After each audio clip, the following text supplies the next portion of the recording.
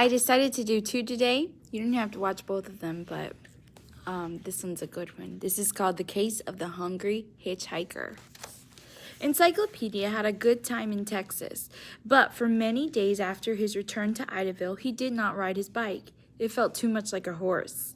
In the mornings, he used his brains to solve cases in the brown garage. Afternoons, he used his feet. Usually, he walked down to Mill Creek and fished with some of the gang. Billy and Jody Turner, Pinky Plummer, Herb Stein, Charlie Stewart, and Sally Kimball. On very hot evenings, Chief Brown drove by Mill Creek and gave Encyclopedia a lift home. "Boy, this feels great," said Encyclopedia one evening as he climbed into the air-conditioned patrol car. "It must be 90 degrees out." 93, said his father. Just then the police radio blared. Sergeant Murphy's voice spoke from the headquarters. He announced the news of a holdup. The First Federal Savings and Loan Association had been held up 10 minutes ago. The four masked bandits had escaped in a blue sedan. The car was last seen racing north on National Highway. Sergeant Murphy signed off. Immediately, Encyclopedia's father picked up the two-way speaker. "This is Chief Brown," he said. "I'm at the corner of Mill and Commerce Streets. I'll go directly to National Highway. Send cars 4 and 5 out by the Midland Road. Also telephone the police in Allentown, Mooresville, and Devon Hills. Have them be on the lookout for the getaway car."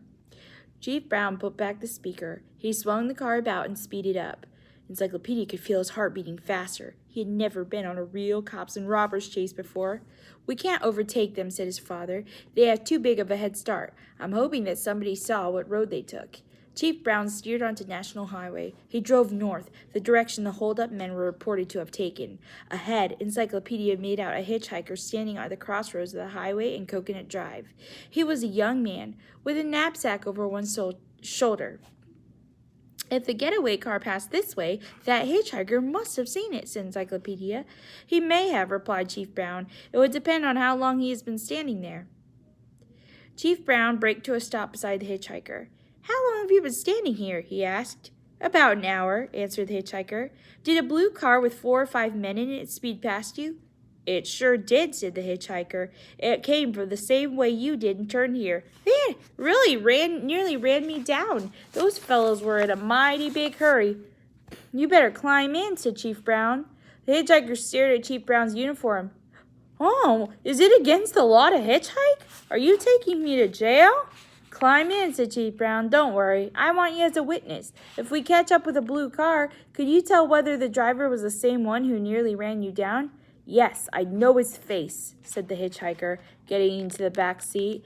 As Chief Brown sped the engine, he talked over the two-way radio again.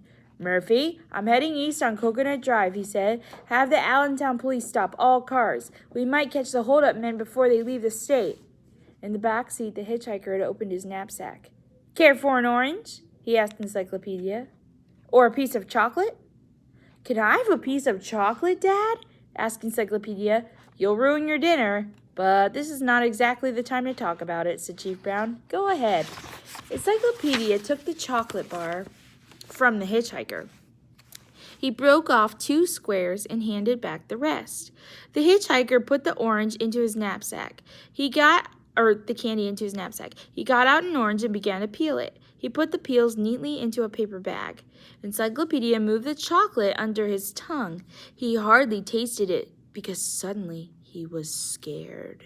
He dug into his pocket and came up with the stub of a pencil. There was nothing to write on, however. "Dad, could I have another piece of chocolate?" he asked. His father nodded. The hitchhiker gave a friendly laugh and passed over the candy bar. Encyclopedia popped the chocolate into his mouth. Slowly and carefully, so the hitchhiker couldn't see, he spread the wrapper on his leg. He wrote, "Hitchhiker is member of the hold-up gang." Then he worked the paper over the front seat till it was on his father's lap. His father glanced down and then returned his gaze to the road. A few minutes later, they reached Allentown. Chief Brown opened the door as though he merely wanted to stretch his legs. All at once, he was around by the back door. He had his pistol out and he pointed the muzzle at the hitchhiker. "We missed your partners, but we've got you," he said grimly, "and you'll tell us all we need to know about the holdup." How did the Encyclopedia know the hitchhiker was a member of the hold-up gang? The reason how they knew it. Now remember, this is called the case of the hungry hitchhiker. The hitchhiker made a mistake by trying to be friendly. He should have never given the chocolate bar to the boy detective. So Encyclopedia had to break off the 2 squares. That meant that the chocolate was hard. But remember, the hitchhiker said he had been waiting at the crossroads for an hour when the temperature was 93 degrees. So if the hitchhiker was telling the truth, the chocolate bar would have been melted in the heat. Instead of it being hard as a rock, it would have been soft like soup. The hitchhiker could have only had one reason for lying. He had to be a member of the hold-up group, and he confessed that he had been in an air-conditioned getaway car until it was time for him to act out his part. The entire gang was quickly rounded up. Did you get that one? That one was a fun one to figure out. I hope you did, and I'll see you tomorrow. Bye.